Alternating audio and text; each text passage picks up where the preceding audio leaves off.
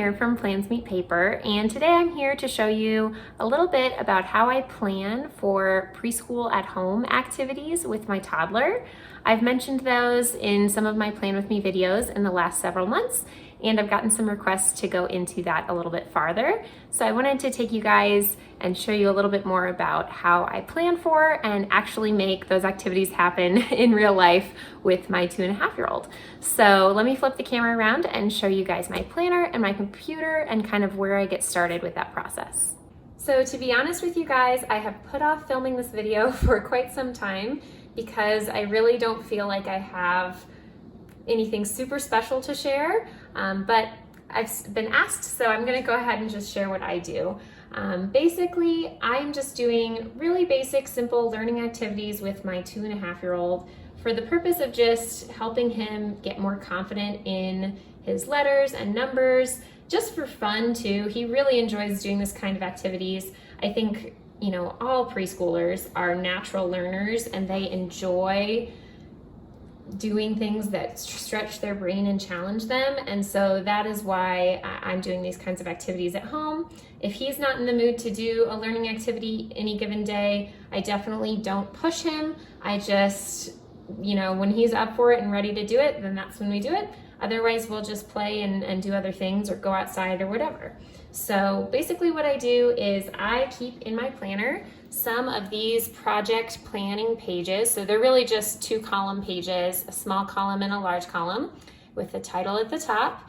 And I have one of these for each of my themes or, you know, units for preschool. I think that works really well for little kids because they have such strong interests at different times. So for instance, the one I'm showing you right now is my truck preschool unit. And so he's been really into vehicles and trucks this year. So I came up with a bunch of, or rather kind of found ideas for a bunch of activities for him involving trucks and vehicles. And these different activities cover all sorts of different learning things. So letters, numbers, counting, just art, you know, fine motor skills like cutting and gluing, gross motor skills even. So all sorts of different kind of learning objectives, but they're all around the theme of vehicles. I also have some other units in here. So I have a farm unit, some holiday units like Halloween, Thanksgiving, and Christmas.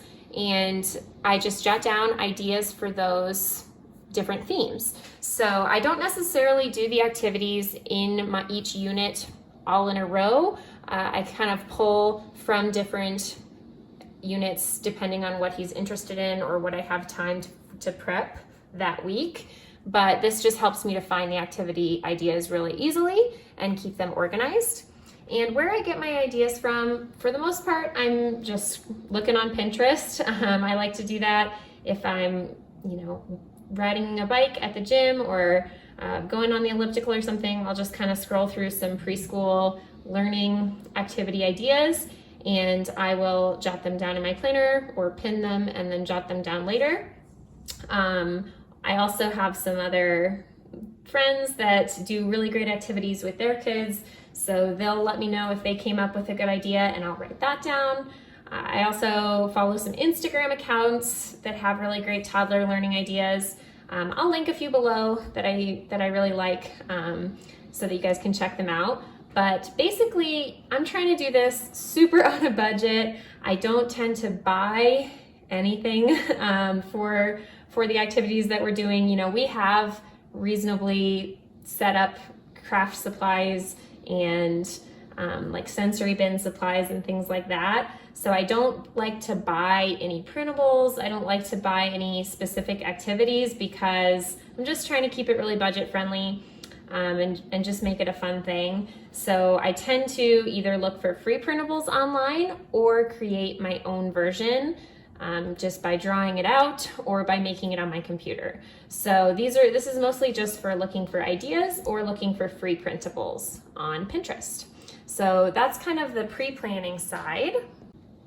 Once I have my different units planned out for the most part, I will each month go through and plan a couple of activities for each week of the month. And I'm also trying to do one letter per week of just kind of going over things that start with that letter, recognizing the uppercase and lowercase, and we just kind of talk about it every now and then throughout the week. So I plan it out for each week as best I can. We don't always follow this perfectly, but I just kind of like to plan out about 3 activities usually per week, because we don't do them every day, and sometimes he wants to do the same activity multiple days in a row just because he enjoyed it and he asks to do it again. So that's why I only plan about 3 per week. And then on each specific week, we'll go back one. On each specific week, here's my weekly plan. I kind of, again, jot down just the 3 activities that are my focus for that week that I'd like to get done. And sometimes those are not the same thing that are on the monthly view. Like if we didn't do one last week and I think that would work better, I'll just bring it forward, or vice versa. I'll pull something from a future week. But I like to write them down here each week, because once I write them on this page, I like to have them prepped and fully ready to go in my upstairs closet, which I'll show you, my kind of coat closet here in my kitchen. And the reason why I like to have them fully prepped and ready is that I know these 3 things will be ready, and I can pull them out within, it'll take me less than 5 minutes to set it up and have him actually doing it. If I don't take that step of actually prepping it and having it fully ready to go, then it is super unlikely that we're going to actually get these things done in a week. Because, in the moment with the baby on your hip and the toddler running around asking for an activity, I'm not going to go downstairs and dig out all my craft supplies and kind of, lay things out and make a sensory bin. I'm just not going to have time to do that. So I like to do it all at once at the beginning of the week. Usually the weekend before, I'll prep my activities for the week, and I'll just have them in bins ready to go in the coat closet. So I'll show you the coat closet next. All right, so this is my little coat closet off of the kitchen. Super glamorous, but here's the kitchen table, and then here is the coat closet. And up on the top shelf up here is where I keep our learning activities for him. So I've got actually 4 things prepped up there right now. I plan to hopefully get 3 done this week. But basically, I'll pull one of those down so you can see what's in there. But each one of these is like a different learning activity that's ready to go. Sometimes they're not things that fit in a box. Sometimes it's more like paper sheets, and I'll keep those in this basket down here. I've got a binder with prepped activities in it down there. So let me pull one of those down and show you what I mean by fully prepped activity. So this is what I mean by a fully prepped activity. This is the contents of one of those bins that I just showed you in the closet. And this one is going to be like a farm sensory tray.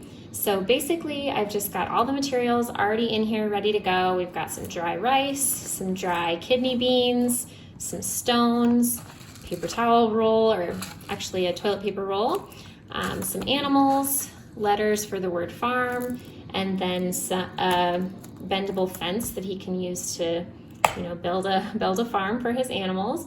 And I usually keep most activities pretty open-ended, so I just kind of give him the materials. Sometimes I'll read him a book about animals while he's doing it, or play, Old MacDonald Had a Farm, that kind of thing, play a song, and then just let him be creative and do what he wants to do with the materials. So that is kind of a fully prepped activity example. And he does do pretty much all of his activities here at the kitchen table. This is his spot right here. We do not have, a special art table or sensory table. We just have him do his activities here at the kitchen table to keep the mess contained. And then when he's done, then we put it back away, and it's pretty easy. I find by keeping him in his chair while he's doing this kind of thing, it really limits the amount of rice or whatever that gets on the ground, makes it pretty easy to clean up. And then it also is easier to encourage him to help clean up. So I will mention, I do usually dump the contents of this kind of thing into a shallower tray. So I'll show you the one that I have.